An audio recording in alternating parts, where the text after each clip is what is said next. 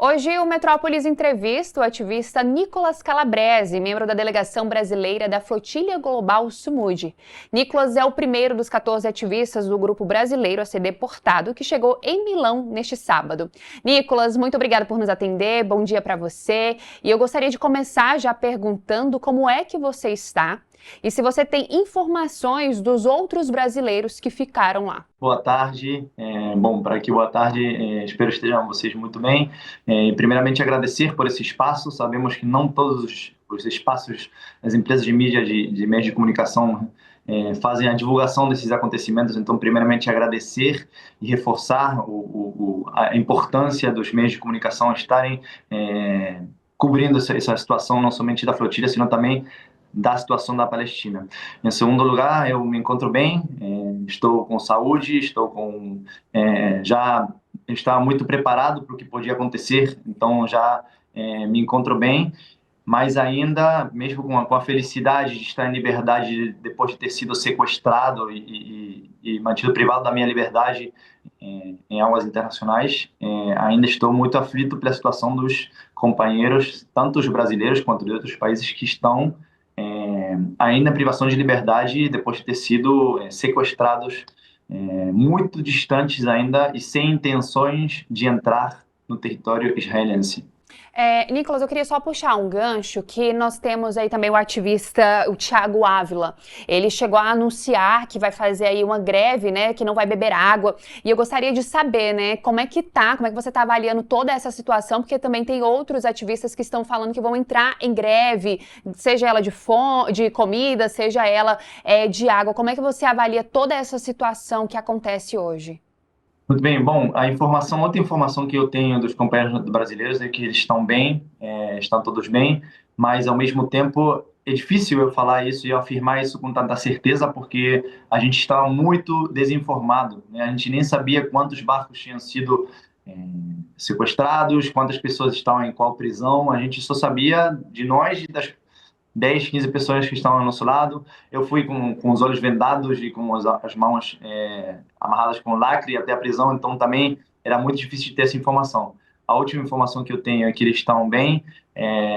Eu tenho informação de que o companheiro Bruno Gilga está fazendo greve de fome, né, mas não greve seca, não greve de água. Não tenho a informação sobre o Thiago, mas sei que até sexta-feira, né, que foi a última informação que eu tive deles, que eles estão bem, e eu tive informação que a companheira Mariana Conte se encontrava bem, foi por informações de outras pessoas que estavam no presídio, falando que ela estava bem com força. Os restos dos companheiros eu não tive a oportunidade de ver eles diretamente, mas sei que mesmo o Thiago Ávila entrando nessa greve, não tenho essa informação confirmada, repito, mas sei que ele está com muita determinação e que essa greve é uma ferramenta de luta, de também se solidarizar com a situação que está passando o povo palestino, que, como vocês devem saber, mas se os ouvintes não sabem, estão passando por uma situação de fome planejada pelo Estado de Israel, de bloqueio de ajuda humanitária, de bloqueio de água, de bloqueio de medicamentos, sendo que estão sendo levados à morte por fome, né? E é isso que nós queríamos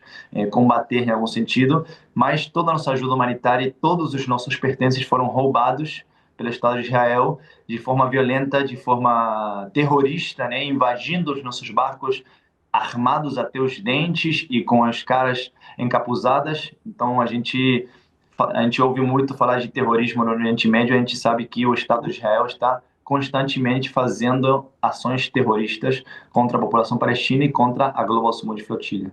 Nicolas, eu queria que você pudesse detalhar para a gente como é que foi, né? Esse sequestro aconteceu na última quarta-feira, dia 1º de outubro. Como é que foi todo esse processo de sequestro até a sua libertação, hoje que você está na Itália, certo? Exato, estão na Itália. O processo foi da seguinte forma: a gente, primeiro no dia anterior, né, na terça-noite, a gente já teve uma aproximação de barcos da Marinha Israelense e também de um submarino, né, um submarino que a gente conseguiu observar e que a gente recebeu uma espécie de onda eletromagnética que fazia que todos os aparelhos eletrônicos caíssem. Então a gente perdia durante alguns minutos na conexão, os próprios celulares falhavam, né, os fones de ouvido, os relógios, o pessoal perder alguns elementos eletrônicos. Então eles faziam esse tipo de ataque. Já na terça-feira foi mais decidido, né? Não foi nenhuma aproximação. A gente conseguiu ver no radar, né? E se informou nos grupos da flotilha que tinha de 10 a 12 barcos não identificados se dirigindo em alta velocidade em direção à nossa flotilha. Acabou que eram muitos mais do que 10 ou 12 barcos não identificados, mas foi isso, foi uma aproximação com barcos de guerra, né? O anúncio da intercepção feito por rádio dizendo que se a gente continuasse avançando, nós teríamos consequências. A nossa resposta protocolar, que já estava escrita, já tínhamos pensado, que é que nós não estamos entrando em águas nacionais, em território israelense, nem tínhamos a pretensão de entrar em território israelense, que era uma missão completamente pacífica, legal e sem armas, tanto que a gente fez um vídeo jogando as facas de cozinha no mar para que o mundo tenha essa informação de que a gente não podia responder sequer com as ferramentas de cozinha que a gente tinha. Nesse momento a gente teve a aproximação dos barcos, né, o anúncio de que íamos ser interceptados, a aproximação deles, o ingresso nos barcos por soldados. No meu barco, que é um barco grande, foram mais de 12 soldados com fuzil, com pistola, apontando e ameaçando constantemente que não se mantivesse dentro dos padrões. Nós tínhamos um treinamento de não violência, de se manter todos com as mãos ao alto, nas posições de estar todo mundo visível, então nós respondíamos dessa forma, mas fomos constantemente, desde a quarta-feira à noite até a quinta-feira, mais ou menos às 3 horas da tarde, que chegamos no porto de Ashdod, em Israel. Também sem informação, a gente sabia isso porque a gente lia as informações, mas nunca tivemos nenhuma informação de onde a gente estava sendo levado, para onde a gente estava indo. A gente sabia pela posição das estrelas, da lua e do sol que a gente estava indo em direção ao leste, que provavelmente iríamos para Israel, obviamente. E a gente se manteve sem uma alimentação digna. A gente teve acesso à água durante a intercepção, mas a alimentação, eles permitiram que a gente pegasse alguns dos biscoitos que a gente tinha. Então, imagina, são 15 horas que a gente já estava com dificuldade de alimentação, sendo apontados por armas, sendo falado o que fazer, o que não fazer, sem permissão para falar, sem permissão para perguntar onde a gente estava. E quando a gente chegou no porto de Ashdod, a gente teve, na hora de desembarcar, foi a situação onde mais escalou a violência contra nós, né? Nós fomos descidos do barco, arrastados, empurrados, puxados, colocados em contra-paredes, de forma sentados, com a cabeça baixa. Todo aquele que quisesse levantar a cabeça, quisesse falar com alguém, eles batiam, eles passavam andando entre a gente, chutando os nossos pés, arrancando nossas pulseiras, nossos colares, nossos pertences, enfim, também sem alimentação. Estou falando 15 horas com pouca alimentação nos barcos, mais de 15 horas que a gente esteve ali entre que a gente desceu dos barcos até fazer a triagem dos passaportes e toda a questão de ingresso ao país ao qual a gente não queria ingressar. E nessa situação a gente viu os maiores casos de violência, principalmente com a Greta, né, que era constantemente humilhada. Ela não tinha acesso, assim como nós que conseguíamos ter acesso à água, ela não tinha acesso à água limpa, pura, né, engarrafada, fechada, que tenha certeza que esteja potável. Colocaram a bandeira de Israel perto dela, fazendo provocações, tirando foto dela com a bandeira de Israel, forçando ela a beijar a bandeira de Israel para humilhar, né, a figura de uma mulher de 22 anos, que é uma das mulheres mais fortes que eu já conheço e que enfrentou com completa maturidade, com completa grandeza, né, esse momento de humilhação, e que era a pessoa mais provocada, né. A partir desse momento, enfim, a gente foi feita essa triagem constantemente provocados, constantemente violentados, as pessoas com chave nos braços, puxando o cabelo, jogando para lá. Quem falasse, quem perguntasse alguma coisa, colocavam de joelhos no sol, colocavam em posições desconfortável. Você pode imaginar uma posição desconfortável durante alguns minutos, mas quando se passam horas que você está ajoelhado no sol, você começa a perceber que não é tão simples a questão de se ajoelhar. Parece muito simples na hora de falar, mas quando você pensa em horas, é muito complicado, né? Na hora de ir para a prisão, eles colocaram em mim o lacre, né? Um lacre desses de plástico com as mãos muito apertadas, de forma que machucava, que não conseguia. Colocaram venda nos olhos e colocaram dentro do carro jaula, né? Para levar para a prisão. Ficamos ali durante muitas horas parados, esperando encher.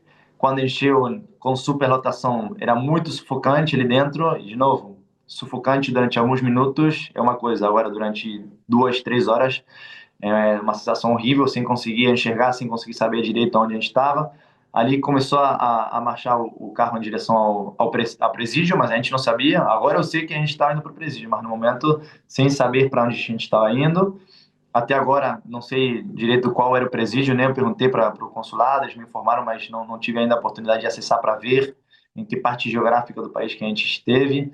É, e aí, bom, essa foi a situação mais quando eu entrei, que foi vendado e com as mãos presas, eu ouvia os companheiros meus que estavam entrando no carro jaula e constantemente ouvindo as batidas, né, dos guardas que batiam em todas as pessoas que entravam no carro para levar a gente para a prisão. Uma vez chegando na prisão, fizeram a triagem. Dentro das celas não tinha tanta violência direta porque não tinha como demais. A gente estava entre 10 a 17 pessoas em cada cela e a cela são de 8 pessoas, sem a possibilidade de tomar banho. A gente tinha um banheiro para urinar e para fazer as necessidades principais, mas sem direito de tomar banho, sem direito de saída para o banho de sol, como é chamado, ou para, enfim, minimamente ter respirar fresco. Lembrando que o espaço era um deserto, então era muito seco e fazia muito calor de dia, muito frio à noite. Então a situação era muito tensa. E uma coisa importante para fechar é a incomunicação. A gente em nenhum momento conseguir informar para nossa família, sequer para as pessoas que estavam do nosso lado. A gente não sabia, por exemplo, como estava o Tiago ou a Mariana, ou enfim, a gente não tinha essa informação porque a gente nem sabia se tinha sido sequestrados. Nós fomos um dos primeiros a ser sequestrados, então não tínhamos informação sequer dos nossos colegas que estavam próximos da gente. Nicolas, eu queria que você pudesse explicar para quem nos acompanha, né, acompanha aqui o Metrópolis, o que esse grupo foi fazer, né? Foi lá, estava a caminho, porque a gente sabe que existe essa guerra, mas a gente gostaria de saber o porquê, né? Por que o grupo estava se deslocando até lá e por que aconteceu vocês acabaram sendo detidos por Israel? Sim, bom, o conflito entre Israel e Palestina, a gente não chama de guerra, né? Porque, enfim, não existe um Estado com um exército que consiga fazer frente ao exército de Israel, que é um Estado consolidado. Então, a gente considera como um genocídio. Na faixa de Gaza, além do genocídio, faz mais de 10 anos, se organiza um cerco de ajuda humanitária, de necessidades humanas de sobrevivência. Então, não se tem alimentação, não se tem água, não se tem o que a gente está levando também era fórmula, né, para bebês, né, de alimentação para bebês, e medicamentos. Então, doenças, por exemplo, que podem ser facilmente tratadas, as pessoas já acabam morrendo por isso, porque não tem medicamento. Na questão da alimentação, a mesma coisa, né? Enfim, o básico da alimentação, as pessoas já acabam morrendo de fome ou de alguma doença em detrimento em consequência da desnutrição. Então, a gente está, depois de muitos anos de não saber o que fazer com esse grande absurdo que Israel realiza com o povo palestino, muitos povos do mundo estão, sem saber, querendo realizar uma ação de solidariedade com esse sofrimento feroz que o povo palestino, então, já tinha tido vários intentos, várias tentativas de levar ajuda humanitária, né? E se reuniram 4 organizações que conformaram essa Global Summit Flotilha. Como vocês sabem, a Greta e o Thiago faziam parte da Flotilha da Liberdade, que foi em junho, né? Teve uma marcha mundial para Gaza, que foi também por essa época, entre maio, junho, julho. E teve mais outros 2 movimentos que se juntaram 4 organizações para conformar a Global Summit Flotilha, de forma auto-organizada, com povos de mais de 44 países, com mais de 50 barcos, que nos organizamos de forma, como eu repito, auto-organizada, como sociedade civil. Eu, no meu caso, eu sou um militante, né, do PSOL e da Emancipa, mas tinha muitas pessoas que eram simplesmente trabalhadores, pessoas comuns que abriram mão da sua vida para se solidarizar com essa que para a gente é a maior desumanização que a gente vive no mundo inteiro na atualidade, né? Comparável com o regime nazista e com o sofrimento que teve o povo judeu durante o regime nazista na Alemanha, durante o regime fascista na Itália. Então a gente compara essa situação. Então não tinha muitas pessoas individualmente e muitos povos, não conseguíamos aceitar e ver essa situação. Organizamos essa grande ação de ajuda humanitária, repito, levando de forma pacífica, legal, sem infringir nenhuma lei, sem intenção de entrar em território israelense, né? Ajuda humanitária que resumo em medicamentos, alimentos, água e fórmula para bebês. Ou seja, essa é a grande ameaça, né, que nós estamos fazendo. Esse é o terrorismo que Israel tem medo. Ajuda humanitária para as pessoas sobreviverem, para crianças serem alimentadas. E essa ajuda humanitária foi roubada pelo Estado, pelo exército de Israel. Ou seja, itens de sobrevivência básica para as crianças e para as pessoas sobreviverem foram roubadas de forma cruel pelo Estado de Israel, e essas pessoas ainda estão presas, e nós precisamos que o presidente Lula, que o Estado brasileiro haja pela liberdade das outras pessoas, dos brasileiros, das pessoas que estão presas, e haja também pela humanidade. Não é possível que Israel realize essas ações sem ter nenhuma consequência diplomática e comercial. Sim, eu ia entrar justamente nesse assunto para a gente poder finalizar, Nicolas. Como é que você enxerga a atuação do governo brasileiro diante de tudo que vem acontecendo, né? Seja do conflito e seja também desse último caso que ainda vem trabalhando, porque nós ainda temos brasileiros que estavam desse grupo que continuam detidos lá em Israel. Você é um dos primeiros a ser deportado. Eu gostaria que você pudesse fazer uma avaliação para a gente sobre o que o governo brasileiro vem fazendo, sobre esse trabalho que o governo brasileiro vem desempenhando diante desse conflito. Muito bem, a gente teve uma concordância, um agrado muito grande em ver o Lula, desde começo desse ano, fazer algumas declarações que muito corretamente denunciavam, né, que na Palestina existia genocídio, que parece algo muito óbvio, mas que pouquíssimas lideranças do mundo estavam falando, né? Gustavo Petro foi uma das grandes lideranças que levou, o presidente da Colômbia também, mas a gente estava achando que na esfera do discurso, o presidente Lula e o governo do PT estava fazendo tinha tido bons avanços, né, sobre a situação do conflito e do genocídio na Palestina. Na última Assembleia da ONU, a gente acredita que também foi importante. O grande destaque foi o discurso do Petro, mas também o Lula, enfim, falando em nome do Brasil, e não somente como nome do Brasil, sino também o Lula como uma liderança internacional, que a gente sabe que tem essa entrada e essa capacidade de incidir também em outros países, nas Nações Unidas e nos diversos espaços de diplomacia. Então, na matéria do discurso, me parecia e nos parecia que o Lula estava avançando. Mas, nesse momento, somente ficar no discurso faz parte também de não querer que essa situação mude. E nessa última questão da Global Summit Flotilha e do sequestro de de quase 500 ativistas, a gente vê que tanto no discurso quanto na prática o governo brasileiro está muito omisso, muito aquém do que poderia realizar. Então nós estamos cobrando que o Lula tenha uma ação não somente no discurso, mas também prática de enfrentar, né, esse grande absurdo que é sequestrar pessoas em âmbito internacional. Eu não sei se é fácil de dimensionar qual o nível do absurdo que pessoas sejam sequestradas muito distantes do território nacional de Israel e sem intenções de entrar em Israel. Então a gente foi violentado em espaço internacional. Isso é uma violação imensa dos direitos internacionais, e o governo brasileiro sequer mencionou a situação. A gente, todos os companheiros que estão tentando falar e ter informação sobre os companheiros brasileiros lá em Israel, não estamos tendo, né? Eu estou falando em nome dos meus companheiros que também estão no Brasil, com mais capacidade de comunicação do que eu nesse momento, que estou com o celular da minha irmã apenas. A gente todos estamos com muita dificuldade de saber como estão os companheiros, o que está acontecendo em Israel, quando vão ser libertos, algum tipo de previsão, né? Você me perguntou agora como estão os companheiros, eu não tenho essa informação. Então, falta muito uma ação concreta do governo brasileiro, como Brasil e como liderança internacional, para não somente com discurso, mas também com práticas, condenar essa violação gigantesca do direito internacional que fizeram com a Global Summit Flotilha, e condenar a desumanização, a fome planejada e o genocídio, né, que estão realizando na Palestina. Para a gente encerrar, de fato, gostaria de agradecer, Nicolas, a sua participação aqui conosco do Metrópolis. Você retorna para o Brasil ainda nesta semana, certo? Exatamente. Retorno amanhã, segunda-feira, estarei chegando por volta de 17 horas no Galeão, que também vou me encontrar com os companheiros que vão estar lá presentes.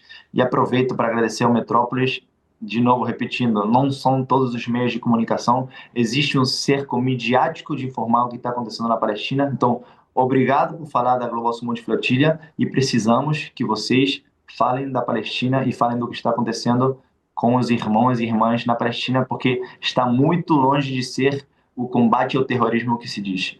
É a exterminação e a limpeza étnica da população palestina e não passa nem perto do combate ao terrorismo. Então, obrigado e reforço a responsabilidade que vocês têm de informar a população com qualidade sobre o que está acontecendo. Muito obrigado. Esse foi mais um Metrópolis Entrevista. Nós conversamos com o Nicolas Calabrese, que é membro da Flotilha Global Summit, ele que retorna para o Brasil nesta semana. Muito obrigado, Nicolas. Bom retorno para você. Boa sorte. Obrigado.